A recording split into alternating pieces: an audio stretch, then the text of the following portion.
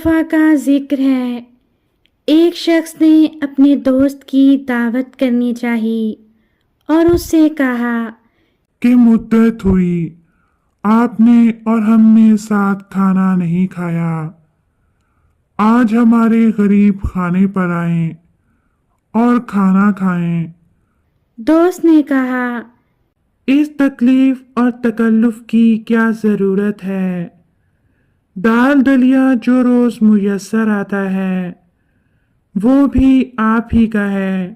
اس نے کہا یہ سب آپ کی عنایت ہے، محبت میں تکلیف اور تکلف کو کیا دخل؟ نان و نمک جو موجود ہوگا حاضر کر دوں گا، مہربانی کر کے آپ اصرار نہ کیجیے اور میری عرض کو قبول فرمائیں۔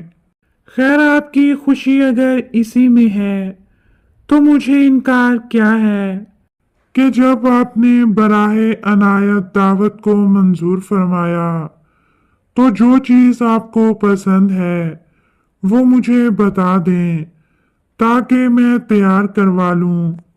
آپ نے تو ابھی سے تکلف شروع کر دیا۔ یہ آپ کیا کہہ رہے ہیں؟ تکلف کی اس میں کیا بات ہے؟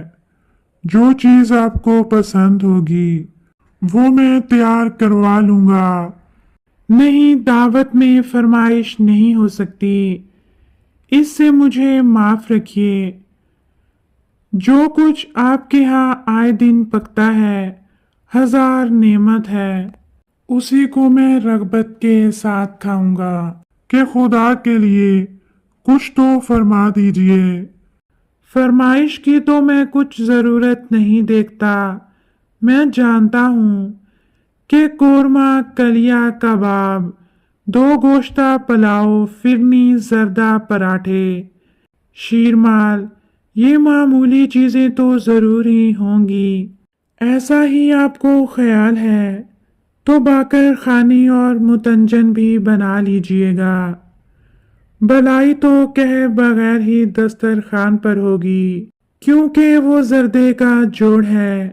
رہی میری رغبت تو سموسے منگوا لیجئے گا، سیب کا مربع چاشنی دار ہو، بس یہ چیزیں کافی ہیں۔